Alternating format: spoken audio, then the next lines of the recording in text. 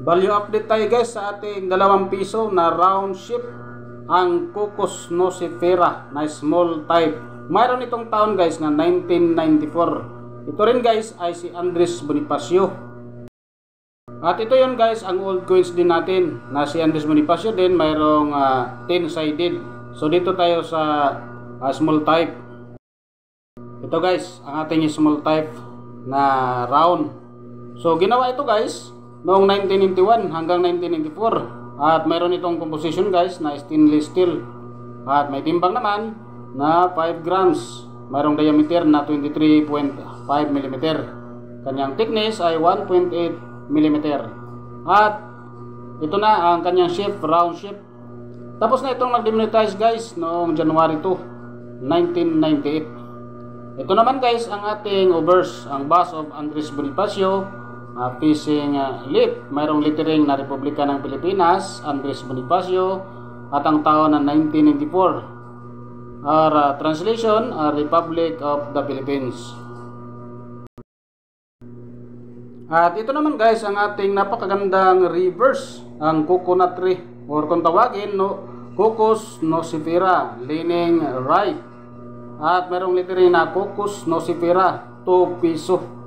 So ang ating value update guys, simula 1991 ay mayroong 42% sa kanyang frequency.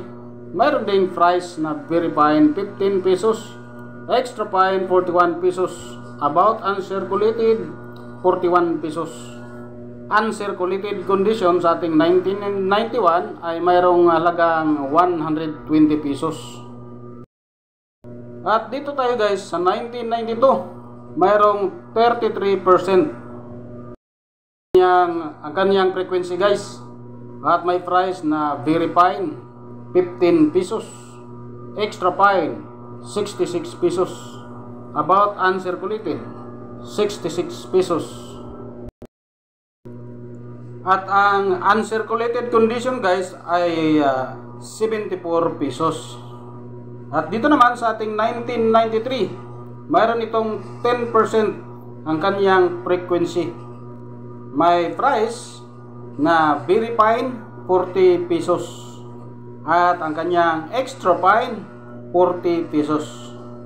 Dito naman tayo guys sa ating 1994, mayroong 44% ang kanyang frequency at may price na fine 22 pesos, very fine 32 pesos, extra fine 32 pesos, about uncirculated 67 pesos, uncirculated condition 67 pesos. Yan ating nakuhang informasyon guys galing sa ating source of information sa innomista.com. At dito naman guys, ang bintahan naman natin dito sa ating Siling Online CB guys ay meron itong price na 10.50 US dollar. Sa Pilipinas guys, umabot din siya ng 593 pesos 0.25 centavos. So yun guys, ang mga nakuha nating informasyon tungkol sa ating barya guys na matagal nang nag-demonetize.